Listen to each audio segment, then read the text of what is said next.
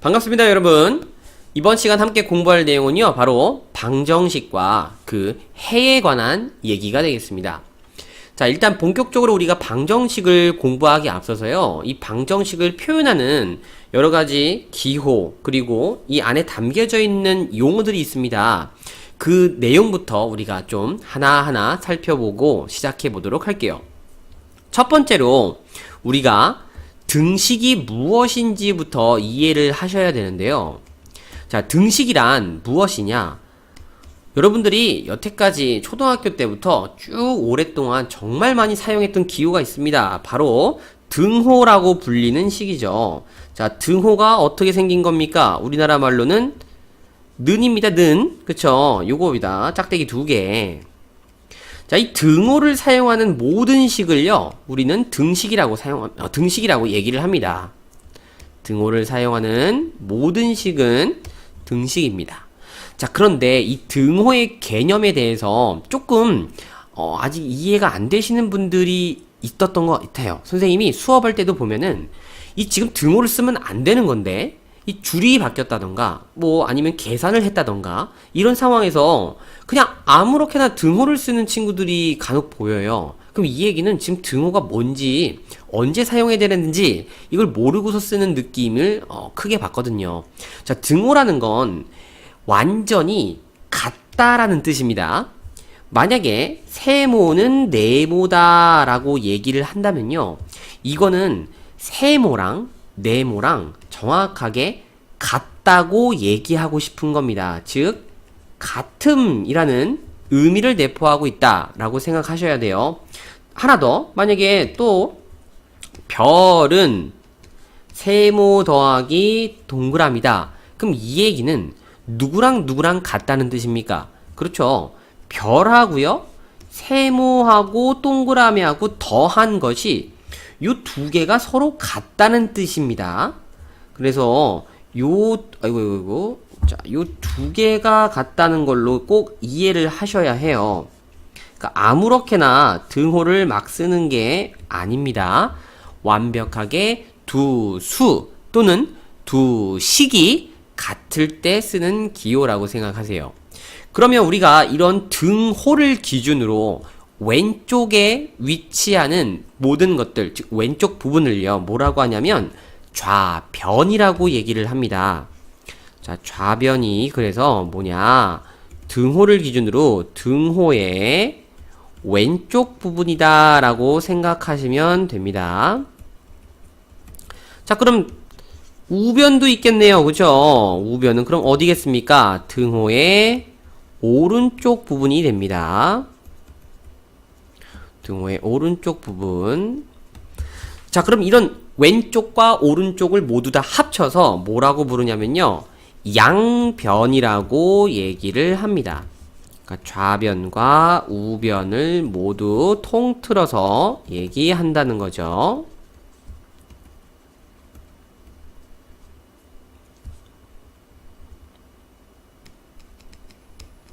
통틀어 양변이라 한다 할게요.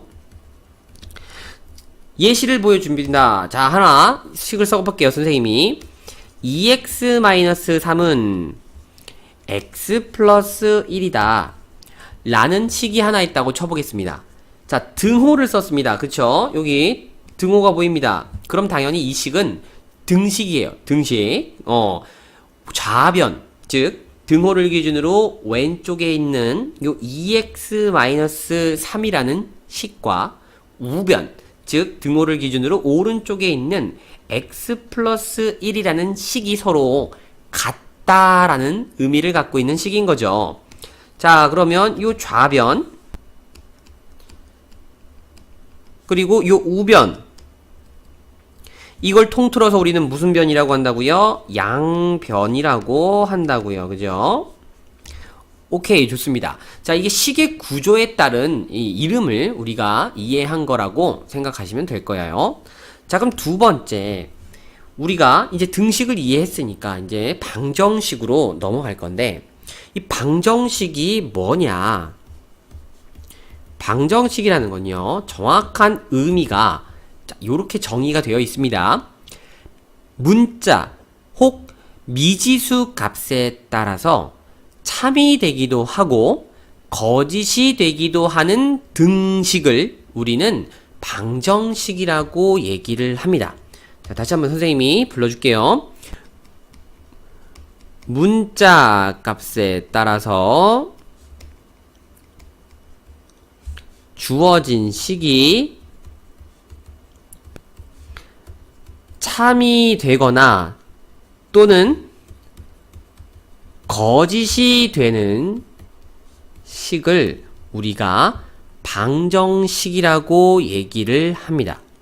자, 그런데 이 방정식이 참, 거짓이 되려면요, 이게 맞다 틀리다가 얘기가 돼야 됩니다. 그래서 반드시 어떤 기호와 함께 써야 되냐면 바로 등호와 함께 써야 우리는 맞다 틀리다를 얘기할 수 있습니다.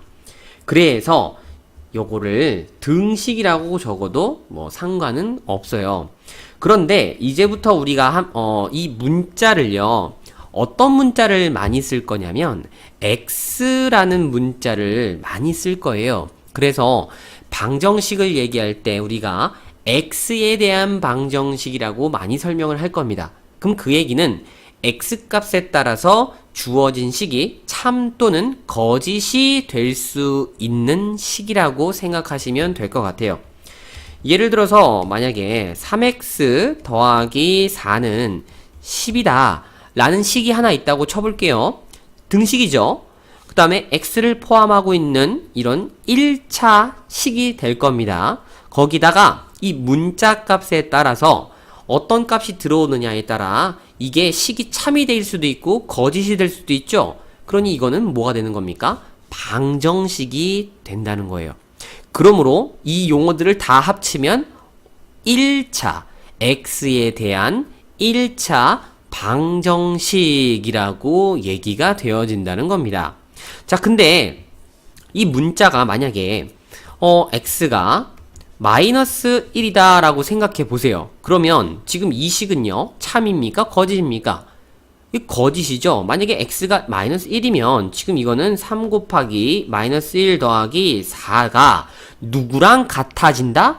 10과 같아진다 라는 뜻이에요. 근데 이게 절대 10이 될 수 없지 않습니까? 이거 계산하면 얼마입니까? 이거 1이에요. 그죠? 그럼 1은 10이다?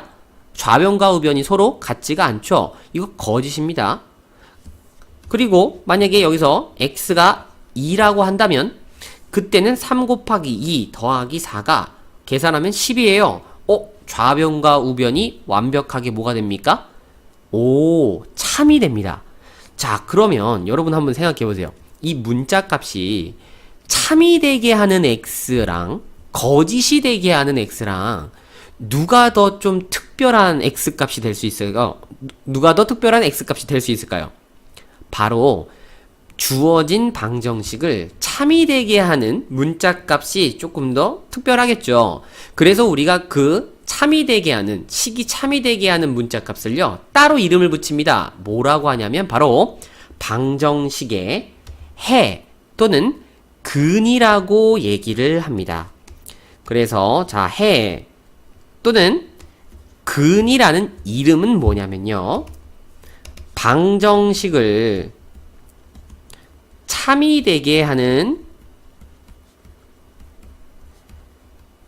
x값이라고 생각하시면 될 것 같아요. 물론 여기서 x는 이제 방정식에 x를 썼을 때 얘기고요. 만약에 뭐 x라는 얘기를 안 한다면 미지수 값이라고 얘기하시면 되겠죠. 당연히 여기서 미지수라는 건 어떤 정해지지 않은 숫자, 즉 문자를 얘기하는 겁니다. 자, 그러면 우리가 이 방정식에서 해랑 근을 구하는 거를 뭐라고 얘기하냐면요, 방정식을 푼다라고 얘기를 합니다. 만약에 나중에 문제에서 방정식을 풀어라, 방정식을 풀어주세요 라고 얘기한다면 그거는 해 또는 근을 구하라는 얘기가 되는 거예요. 다시 한번 얘기합니다. 해 또는 근은 무엇입니까? 방정식을 참이 되게 하는 문자 값이다 라고 생각하시면 됩니다. 자, 방정식을 푼다라는 거는 해를 구한다. 해 또는 근을, 해를이죠. 해를 구한다라고 생각하시면 될 것 같아요. 자, 그러면 우리가 이제 이 용어들에 대해서 정리가 됐어요. 하나만 더 이제 개념을 더 설명하면 되는데, 자, 세 번째입니다. 이번에는 어떤 식이냐면요. 항등식이라는 식에 대해서 이해하실 겁니다. 자, 항등식이 뭐냐면요. 미지수 문자값이죠. 근데 보통 많이 사용하는 게 이제 x라고 예를 들면 미지수 x 값에 따라서 방정식은 참이 되기도 하고 거짓이 되기도 했죠. 근데 이거는 그냥 미지수의 x 값이 어떤 수가 들어와도 무조건 항상 등식이 성립하는 겁니다. 그래서 이름이 항등식이에요. 자, 이게 미지수 x값에 따라서라기보다는 미지수 x값에 어떤 수를 대입해도 라고 표현을 할게요. 어떤 수를 대입해도 항상 뭐가 됩니까? 참이 된다는 얘기입니다. 자, 이런 게 그럼 뭐가 있을까? 선생님이 한번 예를 들어 볼게요. 3x 플러스 6하고요. 그 다음에 3에 x 플러스 2라는 식이 있다고 쳐볼게요. 그런데 이 두 개의 식을 같다라고 해놨습니다. 자, 실제로 x에다가 내가 뭐 어떤 수를 한번 집어 넣을 거예요. 대입을 해볼 겁니다.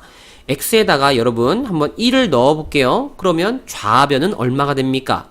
9가 되는 걸 확인할 수 있죠. 그 다음 우변은 얼마가 됩니까? 3 곱하기 3이 돼서 또 9가 되는 걸 볼 수 있죠. 어이구, 좌변과 우변이 같아요. 참입니다. 또 x에다가 2를 넣어보고 x에다가 뭐 넣어보고 막 가지가지 다 넣어도 어차피 자, 눈치채신 분들이 있죠. 이 좌변과 우변은 완전히 그냥 똑같은 식이에요. 그러니 당연히 x값이 뭐 일시, 백, 천만 들어온다고 해도 그 결과값은 같을 수밖에 없겠죠.